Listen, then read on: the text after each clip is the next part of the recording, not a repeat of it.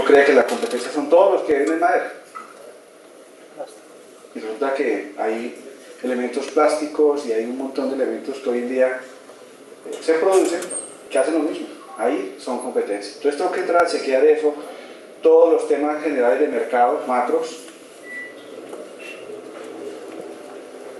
Debo hacer unas conclusiones, un análisis DOFA de qué está pasando con toda la información que recolecté. Y a partir de eso defino unos objetivos y unas estrategias. ¿Qué voy a hacer y a quién se lo voy a llevar? Ahora lo vamos a ver con más detenimiento. El proceso de transformación, si definitivamente quiero meterme en ese tema, ¿qué pasa si no transformo? Puedo vender en pie, puedo hacer aprovechamiento y vender al lado en la finca, pues en patio, o puedo vender transformado. Debo hacer un análisis financiero. ¿Qué pasa?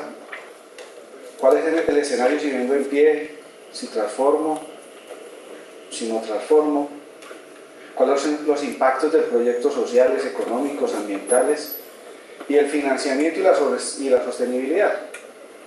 Encuentro y he escuchado a varias personas que arrancan con el proyecto y esto es de meter y meter y meter un tiempo, hacer unas podas y hacer otros mantenimientos que me lleven a un feliz término. Y pues tengo que ver quiénes son los inversionistas, cómo son los flujos e indicadores de inversión, cómo es el modelo de negociación. Y si hay otros inversionistas, ¿cómo voy a articularlos? ¿Cómo los invito a que participen de este tema?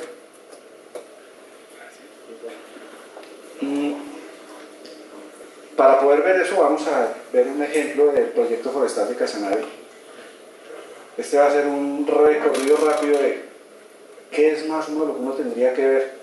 Y esto es un resumen chiquito. Este documento eran como 500 páginas de información y la parte técnica era muy poquita. Entonces, en el tema del mercado, empezamos a ver cuál es la proyección de la madera por continentes. Hay una entidad que nos entrega unos estudios cada 4 años. ¿Quién es? FAO, ¿no? Cogimos 12 años de estudios de FAO y empezamos a comparar qué está pasando y para dónde va, y empezamos a hacer cruces por continente. ¿Por qué? Porque si yo quiero meterme en un negocio y quiero exportar, que es lo primero que uno dice, ay, chévere vender uno en la China para poder que me paguen bien mi teca y bueno, todo lo que uno aspira. Yo tengo que saber cómo se comporta. Y también qué oferta hay, porque yo no soy el único. Y tengo también unos costos, si voy a vender teca, por ejemplo, tenemos a la India y tenemos a Myanmar y todos los países adelante que son los que venden teca en cantidades, y si yo voy a llevar de aquí para allá, así ellos tengan vedas y todo lo que sabemos que ilegalmente también fluye, yo tengo que saber cuáles son mis costos y hasta dónde es rentable llevar. Si decido que no voy a vender afuera, sino en el país, tengo que saber cómo es la demanda nacional y cómo es la oferta. Y hasta ahí consigo una información.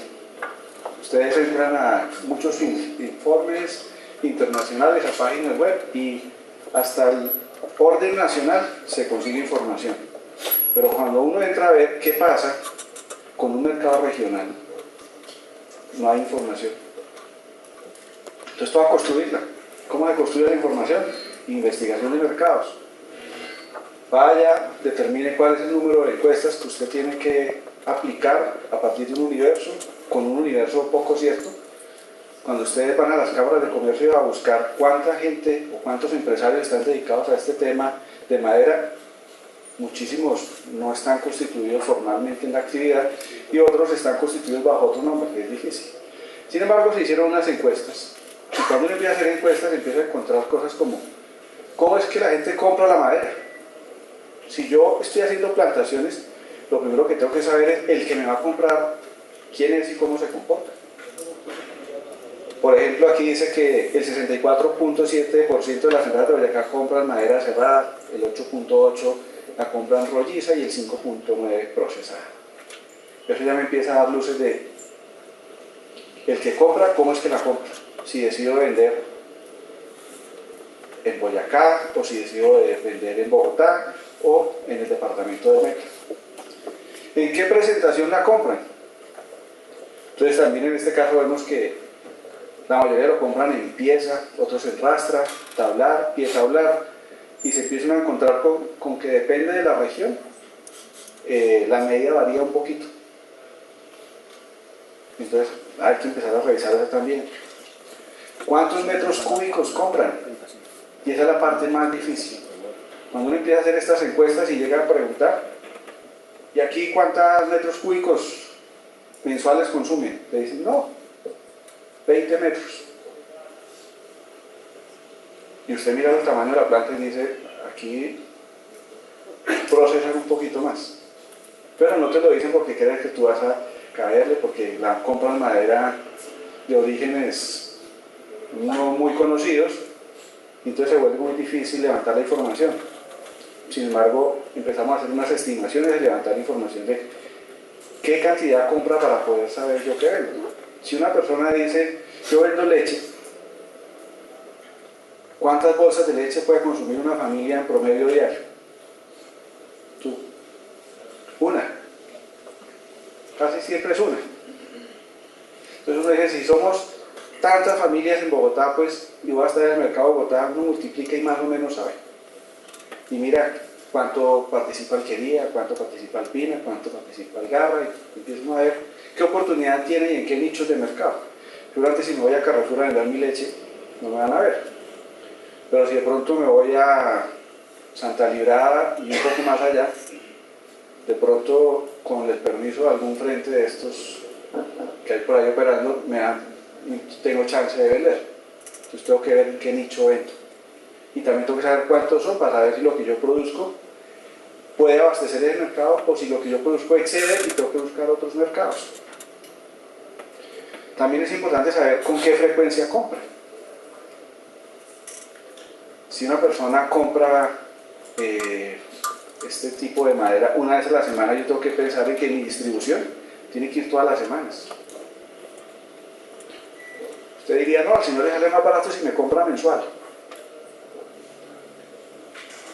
Pero de pronto usted le dice, págueme lo de 4 envíos, y el señor le dice, no tengo. Como cuando usted va donde el tendero.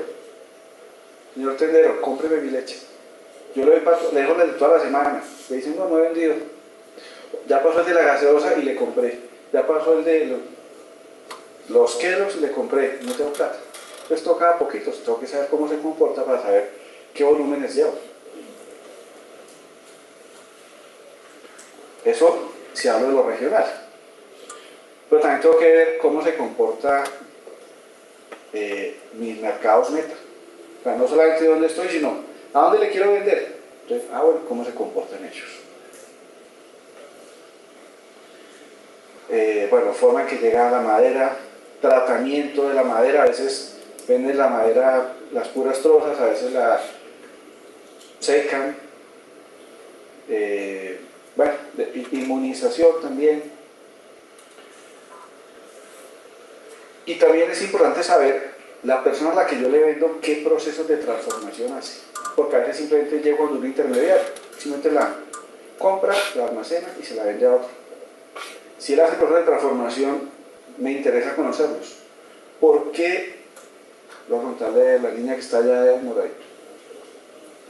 ¿Por qué le interesaría uno saber qué tipo de procesos utilizan las personas o hacen las personas que yo les vendo la madera? ¿Qué se te ocurre? Porque de acuerdo a eso yo tengo que ofrecer mi producto. Si hay alguien que vende muebles con ciertas dimensiones, pues yo tengo que ofrecer. Excelente. Saber que depende de lo que él maneja, yo le vendo las dimensiones. Pero además, yo puedo empezar a facilitarle procesos. Si es un señor que hoy en día seca su madera de un modo tradicional en patio, probablemente yo empiece a decirle, deje de perder su tiempo secando y yo se la entrego seca. Y puedo empezar a robarle parte del proceso para ganar algo en el margen. Entonces, para eso me sirve.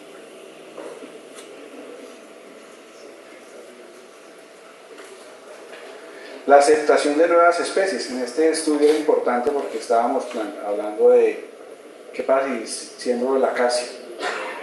Entonces usted va a hablar con un señor carpintero y le dice, usted la obra de la casa y no la conoce, empezando por ahí. Es importante ver qué tipo de madera ellos compran para saber si la que yo voy a sembrar es la misma que ellos usan o si puedo ofrecerle una de una calidad similar y con algún tipo de trabajo pueda lograr yo entregarle mis productos. En este caso había una inquietud de tener una planta procesadora para poder decir, si vendo en pie o vendo en patio, no gano tanto. Me interesa hacerle algo del proceso a ver cómo recojo mejor dinero. Entonces empezamos a averiguar qué tanto aceptación habría de una planta para procesar los productos que se cosecharan de este mismo proyecto o de terceros. También hicimos un estudio de la demanda local, entonces hicimos una cantidad de encuestas dependiendo de los municipios que nos interesaban y empezamos a ver lo mismo. ¿Dónde están? Cantidad de metros que compran. Y hay una cantidad de preguntas que no vamos a ver aquí, pero que quiero es que empiecen ustedes a pensar hacia dónde es que uno tiene que buscar información para saber qué es lo que quiere vender. Lo mismo con la oferta. Porque el hecho de que yo lleve mi madera no quiere decir que no tenga competidores ahí mismo. Aquí fácilmente llega, se estaciona un camión que viene no sabemos de dónde, del Putumayo, dicen, o un poco más allá, del Putumayo. De ahí llega y yo tengo que competir contra él, tengo que ver qué hay, contra quién estoy, cómo se comporta, quién es el dueño del mercado. Lo mismo, qué tratamiento en el ámbito local y a qué precios están. Entonces nos tocó empezar a averiguar cuál es el precio mínimo y máximo, porque depende del sitio al que usted fuera. Le decían yo compro a tanto, pues dependiendo del volumen, el precio, ¿no? O dependiendo del tiempo que llevara. Este es un estudio de 2010 y tratamos de buscar la misma presentación para poder que los precios fueran equivalentes. Y eso es lo que hoy en día la gente compra. Si yo llego con un nuevo producto, tengo que saber eso que estoy comprando, eso que yo le quiero vender, cómo lo compra él hoy.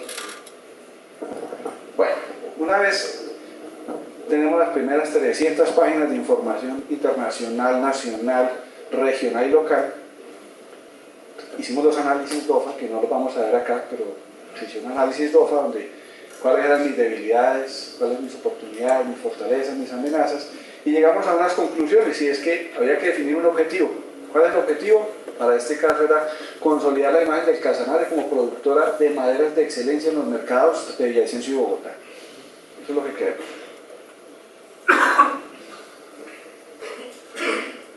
Hay que tener una cadena de valor que implica un montón de procesos, donde también tenemos que hacer un DOFA para saber en dónde le tengo que trabajar. Y ahí definimos la estrategia. Hay lo que se llama el marketing mix. ¿Alguien sabe qué es el marketing mix? La mezcla de mercadeo, ¿no? Las 4 P's: producto, precio, plaza y promoción. Son 4 palabras o variables bajo las cuales se puede definir un mercado. Entonces lo primero es que yo tengo que definir el producto. Dependiendo del tipo de producto es la distribución. Piensen en lo siguiente: usted compra un esfero. Ese es un esfero BIC. ¿Cuánto vale un esfero BIC en una tienda? 1000. Vale, 1000. Y a usted le pasan el esfero de 1000 y se le cae, ¿qué pasa? Y usted no lo compra. Y dice, ah, no, gracias, no lo quiero. Usted lo puede probar, si no le escribe, hasta que le escriba, ¿sí o no? Y la señora dice, prueba, aquí en este papelito. Ese mercado o ese tipo de producto va a todo lo que se mueva. Pero si uno va a un sitio y le dice, este esfero es hecho en titanio, ¿cómo lo recibe usted? Con cuidadito. Yo, si me la atrevo a rayar un poquito, no me le gasto mucho aquí. El solo componente bajo el cual está hecho es que uno dice, hey, esto me va a costar 800.000, marca la mía. Ah, bien. ¿Eso lo van a vender en todas las tiendas? No. ¿Dónde se va a vender? Puntos exclusivos, ¿cierto? Entonces, sitios donde uno entra y está el tapete rojo, las líneas divinas, sonríe, todo lo que usted quiera se hace realidad. Pero vale 800.000. Lo mismo pasa con esto. Yo tengo que definir cuál es mi producto y a partir de saber cuál es mi producto es que yo defino todo lo demás. En este caso había que especializar la región en un tipo de madera para dimensionada y en otra para madera rolliza. Hay muchas más estrategias, yo solamente les traje 3 para que no se me aburrieran, las que se definieron en este mercado. Había que establecer un programa paralelo de investigación. Yo no puedo sencillamente decir, como esta ya tiene un paquete tecnológico, entonces nos vamos por ahí. Si yo tengo que empezar a ver cómo empiezo a mejorar mis procesos. ¿Qué empiezo a hacer para que la especie cada vez me dé mejores productos, mejores árboles? Si voy a hacer clonación, si voy a sembrar plántulas, si voy a hacer... ¿qué? Debo generar valor agregado en el consumidor a partir de homogeneidad. Cuando usted habla con un carpintero, uno de sus problemas ¿cuál es? Le llega un palo y él trabaja el palo a como le llegue. Aquí llego con un nudo, entonces ahí él se acomoda. Y así mismo son los desperdicios. En la medida que usted tiene un producto homogéneo, puede cobrar más y el desperdicio es menor. Sin embargo, es un factor medio de distracción.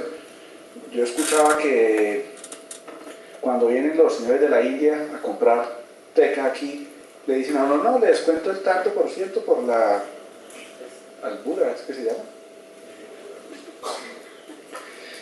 Y no, es que eso no se usa allá. Y en una visita por allá, entonces se ven todas las fábricas que son como las carpinterías de acá, pero en montones, y uno ve como las punticas blancas se ven, no desperdician nada. Pero para negociar te lo negocian. Y si uno no sabe qué dice, ay, sí. Entonces, bueno, la homogeneidad es muy importante por eso. Lo otro era que había que definir cuál era la especie. Nos pusimos a ver cuántas especies habían en el Casanare. Creo que según un autor había como 200 y tantas especies, entre nativas y exóticas. Pero pues, ¿qué? No puedo apuntarla a todas. Habían 6, según un estudio que hizo la SAGIMA, que es una secretaría en el Casanare, que dijo, hay 6 que son como las más viables porque está el paquete tecnológico y el clima es propicio para eso, y los suelos. De eso finalmente llegamos a que estas son las 2 especies a las que se le iba a apuntar. Miren que cuando usted hace el estudio, usted ya puede decir, le apunto a estas 2 especies, y no al revés. Siembro y me echo la bendición a ver si se me aparece alguien y me la compra.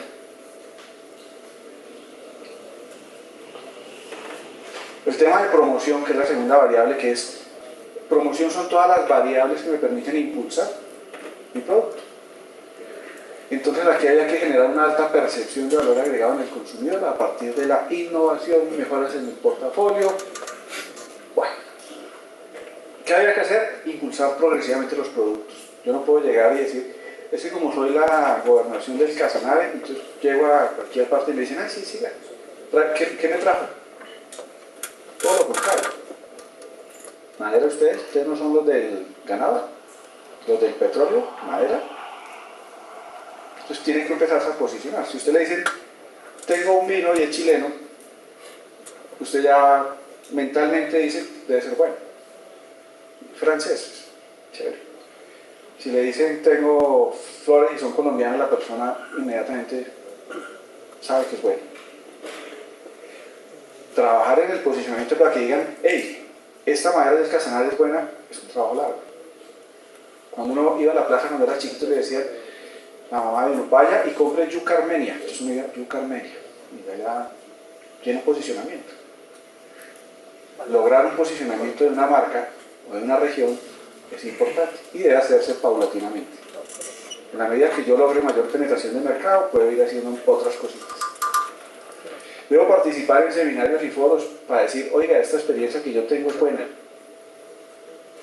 Yo vi en alguna conferencia, Enrique, el señor de la Acacia, se me olvidó el nombre, de Gustavo. Y usted escucha hablar a Gustavo con una fuerza de su acacia, tiene que mover la acacia y tiene que empezar a concientizar a todo el mundo. Nos decía en esa conferencia, tengo que regalarle palos a los carpinteros para que empiecen a trabajar y les dé confianza. Es una tarea, hay que hacerlo. Y comercializando los productos en Villavicencio y en Bogotá. Después de hacer todo ese estudio nos dimos cuenta que el volumen que teníamos no permitía ir afuera del país, ni siquiera al nacional. Viniendo para Bogotá, en Villavo le compraban porque iba por el camino, pero la verdad el mercado es Bogotá. Uno mira el plan de negocio forestal de Cundinamarca y ellos dicen, todo lo que usted traiga a Bogotá se lo van a comprar. Lo que traigan se lo consumen. La mayoría del consumo de esos productos está en Bogotá. Bueno, a nosotros nos dio también que sí, que hay un mercado muy interesante. Cuando hablo de precio es también importante. Vamos al tema de los esferos. Si yo digo el esfero vale 800.000, sin que yo le diga a usted que es de titanio, usted ya dice, esta vaina no puede ser pastica pues, de esa otra. Ya usted no lo juega como el esfero que le muerde la tapita. Entonces lo presta a alguien y le dice, ¿ya terminó? ¿No? Claro, 800.000 van ahí. Bueno. Importante, cuando usted está nuevo, usted no puede salir así como mis plantaciones son clonadas y le metí una planta a la berraca y me está costando un ojo de la cara, entonces lo va a vender carísimo. No, eso lo puede hacer Alpina cuando tiene el reconocimiento. Usted le pregunta a una mamá que va a comprar un yogur y usted le dice Alpina y ella, la fija, le dice no hay problema. Dígale que es marca Paquito y verá que al niño no le doy eso. Alpinito, Alpicren, Alpi, lo que sea, dice Alpi y la mamá a ojo cerrado, ya tiene una marca construida y puede cobrar el precio más alto. Cuando yo no tengo una marca reconocida, tengo que ver cuál es el precio del mercado e irme por ahí. Y cuando tenga reconocimiento, voy. Salvo que tuviera un producto innovador. ¿Se acuerdan los primeros celulares a cómo llegaron? 1.000.000 y fracción. Yo no compré ahí, compré como cuando costaban como 500, 600. Y a los 2 años lo regalaban. Y es cuando uno decía, ay, ¿no? Un producto innovador se puede dar el lujo de eso. Un producto de estos, más con una especie como acacia, que todavía no tiene la fuerza. Bueno, usted tiene que decir, ¿a cómo venden los demás? Yo vendo parecido. Eso es un precio de competencia. Debo establecer un programa de cosechas que me permita que haya un flujo continuo de madera y saber en dónde la voy a sembrar para minimizar los costos de transporte. Ese fue uno de los problemas de Casanare. Sembraron 3.000 hectáreas y la elección de los sitios, ¿cómo creen que fue? Excelente. Excelente, dijeron, el político es de no sé dónde, para allá no fuimos. Fue una asignación a dedo política. Y cuando empezaron a ver hay que sacar, extraer esa madera, dijeron, uy, la mayoría quedó lejos. Esa madera toca sacarla cuando esté en verano porque cada día es imposible pasar un camión por allá. Entonces, uno, importante saber en dónde va a sembrar, dónde están los núcleos, los tiempos en los que usted va a hacer cosechas, dependiendo de donde esté moviéndose, porque los costos de transporte se incrementan. Y también es muy importante que haya sostenibilidad en el tiempo. Les pongo un ejemplo. Imagínense que usted está en el barrio y un día va pasando para su casa y se encuentra una arepa, una señora en la esquina con una arepa, le pone mantequilla y salecita. Usted va con hambre, no, Pacho no va a comer ya, pero ese día va con hambre, le dice, ven una arepa. Y se la come y le gustó. Usted queda que la próxima vez que pase por ahí, si tiene la posibilidad, dice, una arepa. ¿Qué pasa si un día usted está en su casa, eso queda a 4 cuadras de su casa, y usted sabe que tengo ganas como de arepa, y se camina las 4 cuadras, llega al sitio, y la señora no está? ¿Usted cómo se siente? Usted queda aburrido y dice, vámonos un roscón, pues, aunque sea, no sé, una empanada, pero queda uno ahí con la sensación de... Otro día pasó y la señora otra vez ahí, vecina, ¿qué le pasó? ¿Qué día vine y no estaba? No, es que ese día cualquier cosa. Ah, bueno. Segunda vuelta, usted va y la señora otra vez no está. Claro, usted no vuelve. Sí, claro. ¿Por qué será diferente el tema con una plantación? Le llevo a una persona, primera cosecha, le llevo, oiga, muy buena jornadera. Segunda vez, chévere. Tercera vez, no. La próxima corta es en 2 años. O peor, tengo una tierrita, la sembré, corté todos los palos, los vendí y me dijeron, oiga, buenísimo, ¿cuándo me tiene más? Denme 12 años y le saco la otra. No se puede, ¿cierto? Entonces uno tiene que plantar, pues viendo que efectivamente eso sea continuo, si no, ¿usted cómo va a fidelizar a un cliente? O sea, uno no puede, la apuesta que hacemos hoy en día, que siembro, y a ver cómo me va, y si me va bien, no. Tiene que ir a la fija con todo el plan listo, por eso es que el programa debe ser sistemático. Y lo mismo a nivel de distribuciones, ¿cómo voy a llevarle yo a la gente? Esto no es como la arepa que uno se camina a las 4 cuadras. El señor está acostumbrado a que está aquí y que le golpean y le dicen, venga, yo tengo aquí este viaje, descárguenmelo y chao. Debo generar un canal de distribución y debo reforzarlo con alianzas de distribuidores tradicionales. Y es una tarea dura, es empezarle a decir al señor que hoy en día transporta madera, ¿cómo le diríamos para no decir? De origen desconocido, para no decir ilegal. Entonces, venga, usted puede llevar también de esta, también es rentable y puede incluso hacer un proyecto asociativo y coger a varios y ayudarlos para que ellos tengan otra forma de ganar, desde lo legal. Cada vez hay más restricciones, cada vez es más difícil.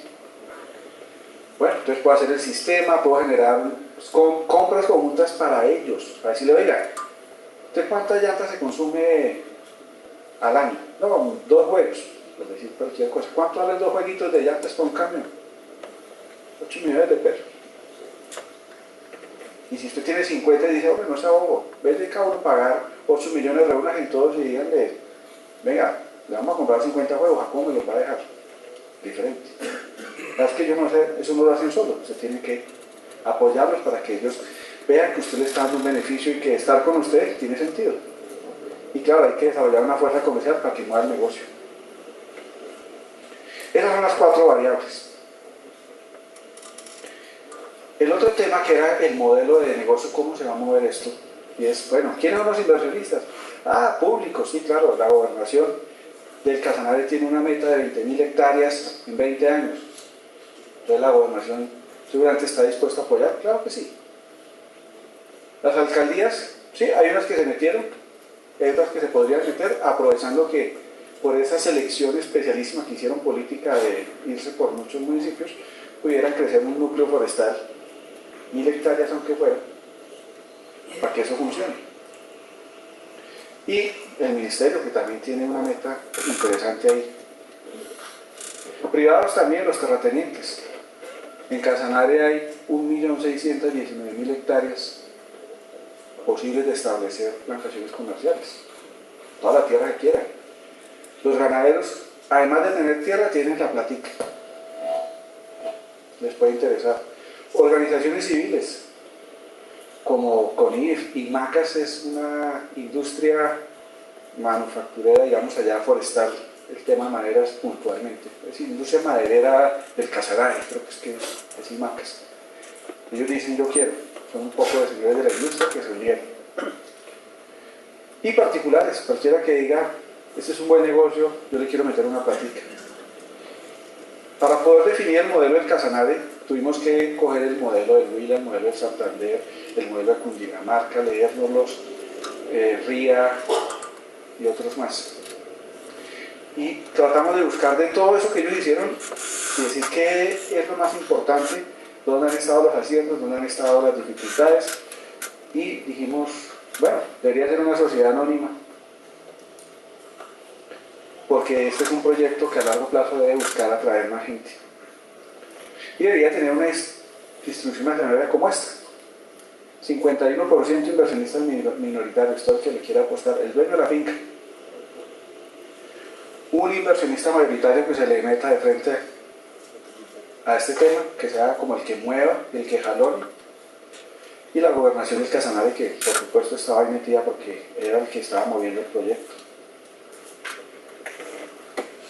Había que tener esa plática, 2.640 millones de inversión en el proyecto iniciales y un capitalito de trabajo de 2.140. Estos números ahora vemos más adelante de dónde salen. Ellos manejan un esquema de cuentas en participación 70-30, pues podemos seguirlo manejando, y hay que buscar un comité que ejerce control para que garantice que los procedimientos que se establecieron funcionen, que ese fue un error en la primera parte. Establecieron un montón de plantaciones, las sembraron donde se quiso, el que quiso le hizo todo el mantenimiento, toda la silvicultura, y el que no, no. ¿Cuál es el rol de la gobernación, que fue el que nos invitó a este proyecto? Pues ser el articulador para que la gente tuviera credibilidad en un ente y no simplemente que venga yo, cualquiera de ustedes les diga, no, venga, que nos invito a un negocio como chévere. Pues no, hay que tener la fuerza para eso. Debe formular los lineamientos básicos, verificar que las metas de plantaciones se logren todos los años, y eso le da obviamente una tranquilidad al inversionista. Como este era un proyecto en el que la gobernación ya se había metido la mano al bolsillo, vimos que otros proyectos, mediante firma de ordenanza, habían logrado separar unos recursos y tener un capital semilla para que el proyecto arrancara. La idea es que eso fuera paulatino durante 10 años, y de ahí para allá el proyecto tenía que ser, o tiene que ser, autosostenible. ¿Quiénes son los inversionistas? Habíamos dicho que había una empresa, un grupo de personas que se apropiara del proyecto, porque la gobernación, como cualquier ente público, pues es un poco lento, un poco paquidérmico con los procesos. Entonces hay un operador que es el dueño del 24%, que es el que se le mete del frente a gerencia del proyecto y se va. Y como él está metiendo platica, está interesado en que salga adelante. La gobernación con otra parte y el resto los minoritarios. Hectáreas proyectadas 23.758, y esos núcleos forestales son los que se establecieron con el negocio al inicio. Ustedes miran, tal vez el más grande está Uramena, 291 hectáreas, pero sitios donde había Sabana Larga, 8 hectáreas. Imaginen ustedes 8 hectáreas y coséchelas y después llévelas a vender. Difícil. Las especies a plantar ya las habíamos definido desde mercadeo, y habíamos dicho que era la acacia y el eucalipto. El operador era ese independiente inversionista que se le iba a poner de frente al proyecto, que para el caso de Casanare y Macas era el que estaba diciendo, yo quiero meterle la plata, ya tengo un terreno, dígame qué hay que hacer y yo le hago. La transformación, pues se decidieron hacer unos procesos de transformación. El estudio dijo, haga unos procesos de transformación básicos al principio, y si la cosa funciona, podemos meternos en algo más complejo.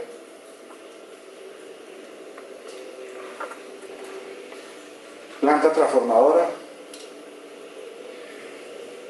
Hubo que hacer primero un estudio para localizar la planta. Si yo estoy en el Casanare, en Yopal, pero las plantaciones están por todo el departamento, para establecer una planta hay una cantidad de variables que tengo que tener en cuenta, y es ¿dónde está mi cliente? ¿Dónde están mis árboles?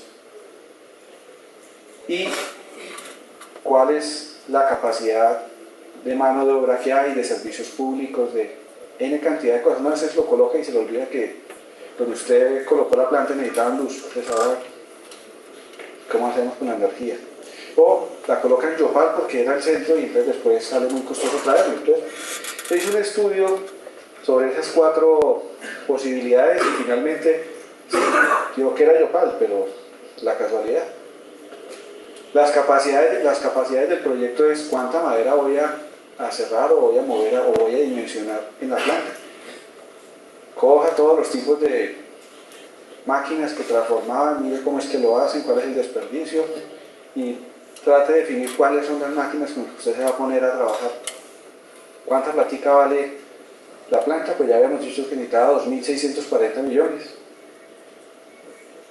Ahí está cuánto valen los terrenos, un desglose de qué implica construir una planta como la que se necesitaba para lo que se esperaba mover ahí, y el tipo de maquinaria y equipo justo, que no quedara subutilizada y tampoco se nos fuera a quedar cortica.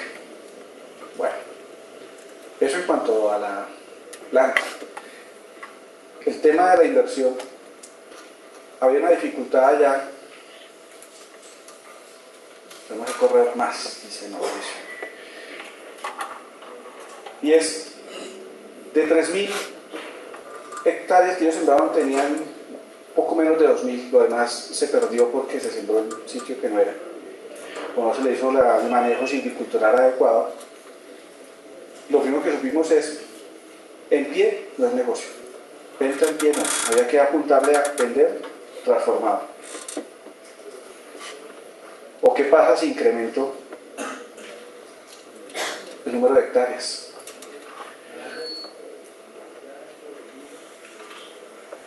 $1.758 hectáreas quedaron de 3.000 que se sembraron. Espectacular negocio. 70 la plática la puso la gobernación. El volumen se bajó de 223.000 esperados metros cúbicos en la corta final a 115.000. Ese era un resumen de los escenarios año a año, donde uno ve que del quinto al octavo año alguito de plata entraba por efecto de las entresacas. La plata gruesa entraba en el año 12 y el resultado final 3.624 millones en rojo. ¿Cuál es la solución? Sembrar 2.000 hectáreas año, permanente, hasta alcanzar las 24.000 casi que hablábamos, y cambiar el escenario. Del año 2 al 5 son los mismos números, pero del año 7 al 13 mejoraron los números, y del año 14 en adelante eso se pone divino. Estas son las cosechas actuales, la cosecha de todo lo que sembramos, lo poquito que quedó, aquí vuelven a ver entresacas y aquí para se sostiene. Y ahí es cuando se vuelve realmente un negocio, como empresa, no como un negocio de una vez. Los estados financieros del proyecto los pueden ver en las memorias porque nos quedan 5 minutos. Pero estaban proyectados absolutamente PIG, los balances y absolutamente todo el detalle de cómo se mueve esto para podernos saber cuál es la plata y cómo es que funciona la cosa. Del año 6 al 8 empieza a quedar flujo de caja. La TIR se vuelve interesante, 35.73. El valor presente neto de eso se vuelve 15.381 millones. Y la recuperación de la inversión en 9 años.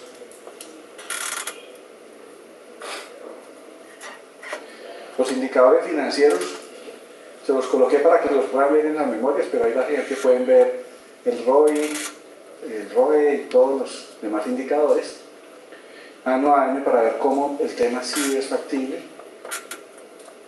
con una plantación ordenada y sostenible en el tiempo. Como el tiempo es tan cortico en televisión, decían por ahí.